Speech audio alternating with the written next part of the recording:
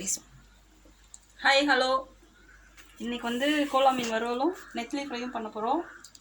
வறுவல் பண்ணுறதுக்கு மஞ்சத்தூள், மல்லித்தூள், மிளகாத்தூள் எவ்வளோ மீன் இருக்கோ அதுக்கு ஏற்ற அளவு எடுத்துகிட்டு, உப்பு, லைட்டாக எண்ணெய் வேணா தண்ணி போட்டு மிக்ஸ் பண்ணிக்கலாம். அப்படின்னா நீங்கள் லெமன் புழிஞ்சிக்கலாம், இல்லைனா புளி லைட்டாக ஊற்றிக்கலாம். அந்த லைட்டாக புளிப்பு டேஸ்ட்டுக்காக போட்டு எல்லாத்தையும் மிக்ஸ் பண்ணிவிட்டு ஒரு 20 நிமிஷத்துலேருந்து அரை மணி நேரம் வச்சுட்டு அதுக்கப்புறம் எண்ணெயில் போட்டு எடுத்தால் மீன் வறுவல் ரெடி. அதே மாதிரி இங்கே வந்து கோலா மீன் குழம்பு ரெடி ஆகிட்டுருக்கு.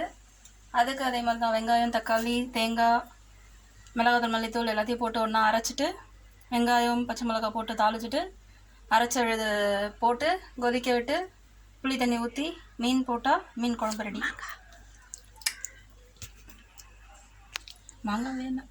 மாங்காய் வேணும்னா நீங்கள் போட்டுக்கலாம், அது உங்களோட ஆப்ஷன். அவ்வளோதான் மீன் குழம்பும் மீன் வறுவலும் ரெடி இன்னும் கொஞ்சம் நேரத்தில்.